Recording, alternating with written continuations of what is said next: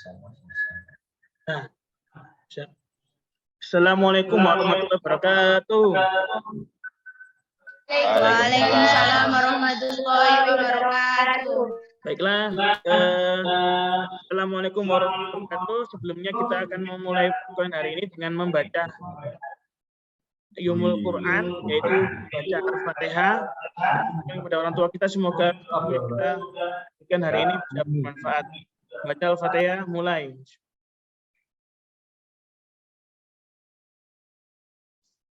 Doa selesai. Baiklah, apakah hari ini semuanya semangat mengikuti perkuliahan? Semangat, J. Semangat semuanya, ayo. Mari mengikuti perkuliahan hari ini dengan yang baik dan menyenangkan, supaya kita mendapatkan apa-apa yang kita harapkan untuk masa depan, sukses, cita-cita, dan dunia akhirat. Selamat, J. Ini apa sudah bisa masuk screenshot saya tentang PowerPoint-nya ini? Sampun, J. Ya. Jadi, mata kuliah hari ini yaitu tentang pengolahan air minum, tapi judulnya ialah air sebagai sumber air minum. Jadi sebelum kita mempelajari tentang pengolahan air minum, apa itu pengolahan air minum dan apa itu air sebagai sumber air minum, mari kita terlebih dahulu untuk memahami apa itu hakikat ilmu kesehatan lingkungan. Jadi ilmu hakikat kesehatan lingkungan adalah ilmu yang mempelajari tentang semua yang ada di alam bumi ini, baik itu yang hidup maupun yang tidak hidup, atau abiotik dan biotik. Biotik ialah seperti hewan, tumbuhan, dan juga kita manusia. Kemudian non abiotik yaitu kayak batu, terus air dan tanah, itu semuanya adalah abiotik, dan semuanya itu adalah seluruh lingkungan ini di bumi ini merupakan sebuah ciptaan Allah. Jadi kita harus bersyukur kepada Allah agar kita bisa memanfaatkan sumber daya alam, yaitu berupa air ini, dengan sebaik-baiknya. Maka dari itu, dalam ilmu kesehatan lingkungan itu, bagaimana kita bisa memanfaatkan air supaya tidak tercemar. Kalau tercemar, maka akan mencemari tubuh kita semuanya, maka semua tidak akan mengalami proses yang lebih baik. Seperti kalau orang kan butuh sehat, makanya itu kalau prosesnya minumnya airnya tidak bagus, maka air yang tercemar itu mempengaruhi kondisi tubuh kita, maka kita tidak bisa melakukan kegiatan aktivitas karena kita mengalami penyakit dari diare tersebut karena minum air yang tidak baik. Nah, itulah makanya kita harus memilih sumber-sumber air minum ya. Kemudian air minum itu tersebut pengertiannya adalah air yang bisa layak dan sehat dikonsumsi. Kemudian untuk pengolahannya itu kita harus melihat secara fisika ya, dan biologi maupun secara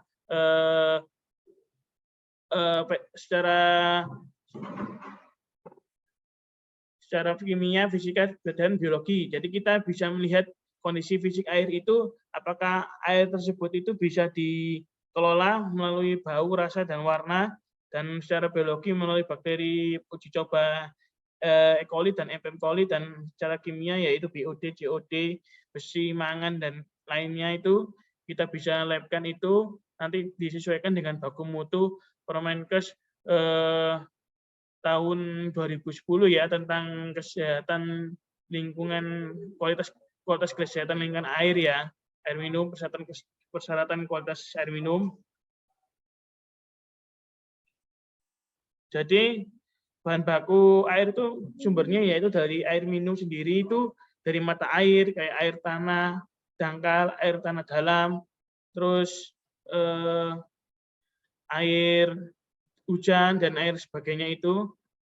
Nah, kemudian daripada itu, maka kita harus bisa memilih sumber air ya, mana itu yang kualitasnya baik dan mana yang kualitasnya buruk. Nah, dari segi kualitas dan maupun kuantitasnya. Mungkin sumber air itu bisa terdiri dari kayak gini ya, siklus hidrologi ya. Jadi dari siklus hidrologi itu kita bisa melihat air itu mengalami proses menjadi air hujan, dari evaporasi menguapnya air, terus kondensasi, proses maunya proses air itu mulai diangkat di udara dan mulai mengenai proses hujan itu ya. Terus presipitasi adalah air yaitu turun hujan itu namanya presipitasi. Dari situ adalah ilmu tentang siklus hidrologi. Kemudian daripada itu misal ini kan air itu kan memang kebutuhan manusia. Jadi kita mengharapkan sebuah air itu kualitasnya baik, maka dari itu kita bisa mengelola air tersebut itu melalui dari teknik-teknik pengolahan air minum seperti pengolahan air minum sederhana, saringan pasir lambat, pasir cepat, terus pengolahan yang menggunakan bahan kimia, misal bahan kimia arang aktif, terus manganese zeolit, terus dan lain-lain itu seperti tawas itu kita bisa menggunakan bahan itu untuk menjernihkan air supaya kita bisa mendapatkan air minum. Berbeda juga dengan air laut, kita menggunakan proses desalinisasi supaya air itu bisa menguap dan menghasilkan air yang kita bisa minum ya. Baiklah, mungkin ada yang mau bertanya atau saya beri pertanyaan.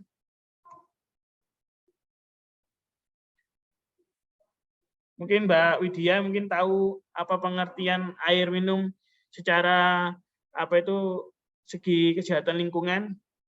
Pendapatnya bagaimana?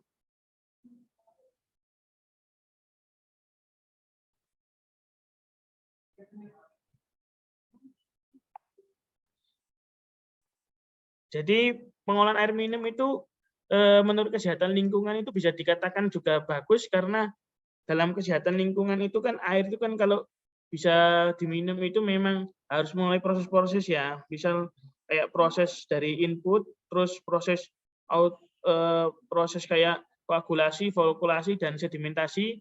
Itu bagaimana pengolahan air tersebut itu bisa dikelola dengan baik. Terus akhirnya keluarlah air itu outputnya menjadi air yang bisa layak minum. Nah, ini adalah proses bangunan mata air ya. Seperti ini. Dari mata air yang bersih, jadi kita bisa membuat tangkapan air. Nah, terus ini air sumur. Kalau air sumur itu kan kita membuat bibir sungai. Ini bahan dan alatnya. Kemudian pompa ini kayak gini. Terus air permukaan kayak air hujan ini juga. Nah, dari air hujan ini kita bisa mendapatkan sebuah pengolahan air minum di mana kita tampung, terus kita bisa mendapatkan pengolahan air minum yang bersih dan higienis supaya kita bisa memanfaatkan air itu untuk kebutuhan sehari-hari, misal kayak mandi, memasak, dan minum. Mungkin saya beri pertanyaan tentang Mbak Ernanda. Apa yang dimaksud dengan evaporasi? Ayo dijawab. Jadi, iya Pak. Ya.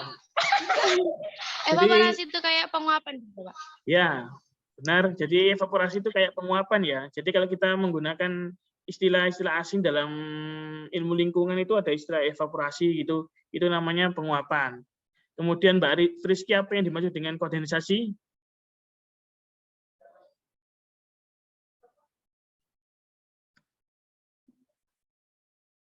Jadi kondensasi itu adalah proses di mana itu air hujan itu sudah menguap di dalam awan, kemudian terbentuknya ion-ion negatif positif, akhirnya di dalam air tersebut itu mengalami proses muatan ion positif negatif, dan jika air tersebut itu sudah melebihi muatan, maka air itu akan jatuh di dalam permukaan tanah di bawah. Kemudian mungkin Mbak Tiara, apa yang dimaksud dengan presipitasi?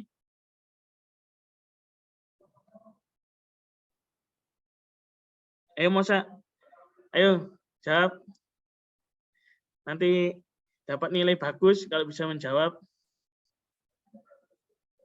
Nanti saya traktir juga Soto kalau bisa menjawab.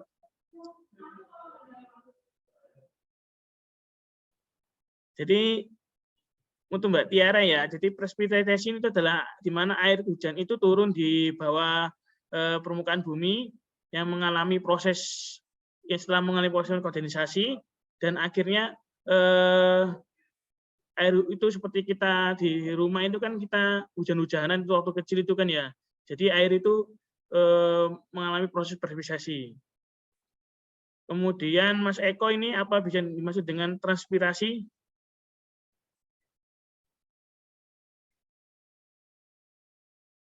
Ya, transpirasi adalah Iya Pak.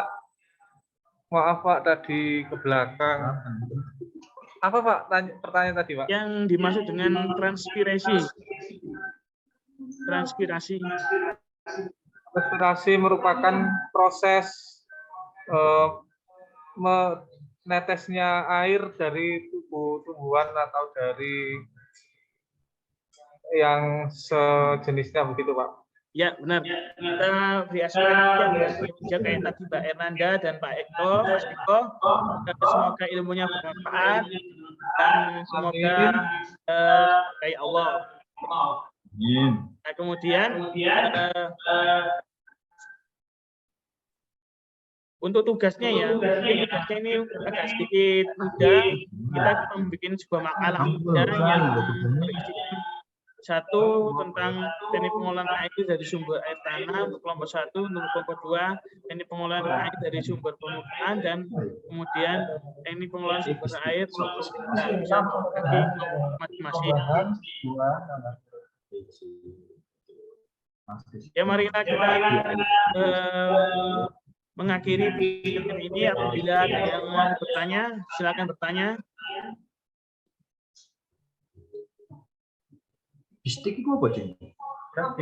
Jadi kalau kita melakukan pengolahan air minum ya, dari kesimpulan dari perkuliahan ini adalah kita harus bisa memilih bagaimana air itu bisa layak konsumsi. Jadi kita bisa memanfaatkan air tersebut itu harus bisa pilih-pilih.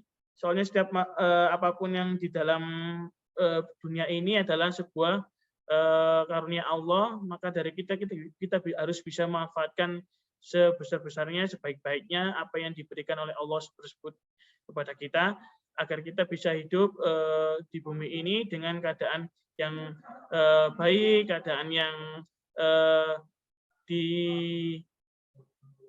diberikan oleh Allah itu karunia yang bagus, yang sehat, supaya kita bisa menjaga kesehatan kita tidak menjadi sakit akibat dari ulah kita sendiri. Nah, maka dari itu kan di dalam Al-Quran ada yang Allah bersabda ini ya, yang Bismillahirrahmanirrahim, wa man yastawil wa jabaro hadal abadu wa ruqatul sa'ihu sarabuhu wa hadal milhun ajaju wa min kulli ta'kaluna lahman toriyan wa tastahrijuna hilyatan tasbasu laha wa tarol fulka fihi mau hira litabtahu min fadlihi walakum tashkurun. Jadi artinya itu tidak ada sama yang antara dua lautan. Jadi di dunia ini ada air tawar, segar, dan sudah diminum. Dan lagi yang asin, lagi pahit. Itu misalnya kayak di air laut. Jadi kita bisa memilih antara dua lautan tersebut ya, mana yang itu air tawar, segar, dan mana yang itu pahit. Nah, dua itu dari situ kita bisa melakukan pengolahan. Kayak di laut itu kalau melakukan desalinasi, kalau misal di sumur atau di bawah tanah, kita bisa menggunakan bahan kimia. Misal kita menggunakan bahan kimia kayak zeolit atau penyaringan sederhana kayak arang, penyaringan saringan pasir gitu. Jadi kita bisa menggunakan saringan teknik pengolahan tersebut itu bisa mendapatkan kualitas air yang dari laut atau dari tanah tersebut, dari permukaan, sehingga dari air hujan, sehingga kita bisa memanfaatkan karunia itu sebaik-baiknya agar supaya kita bisa mendapatkan air minum yang sehat dan layak konsumsi. Ini bisa dibaca ini, dan dari masing-masing itu kamu bisa makan daging yang segar, dan kamu dapat mengeluarkan perhiasan yang kamu pakai, dan di sana kamu bisa melihat kapal-kapal yang membeli lautan agar kamu dapat mencari karunia dan kamu bersyukur. Jadi kita harus benar-benar bersyukur kepada Allah telah diciptakan oleh Allah di bumi ini. Agar dari itu kita harus berdoa dan mengelola air tersebut itu dengan sebaik-baiknya agar supaya kita mendapatkan tidak bisa mendapatkan apa yang kita harapkan. Dengan membaca mengakhiri perkuliahan hari ini, membaca Al-Fatihah, kita akhiri perkuliahan hari ini. Semoga ilmu kita mendapatkan manfaat dan ditujukan kepada orang tua kita agar supaya kita benar-benar dimudahkan segala urusannya oleh Allah SWT. Amin ya Rabbal Alamin. Membaca Al-Fatihah, mulai.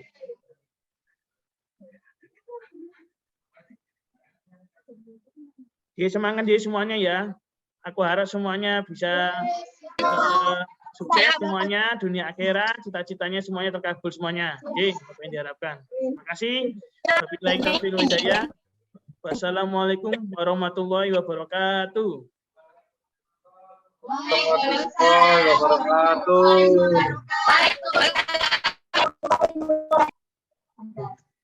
Saya izin live ya, mohon. Recording mana? Record will be conferred when the meeting ends. Oh iya, Otomatis. Live meeting. Bismillah.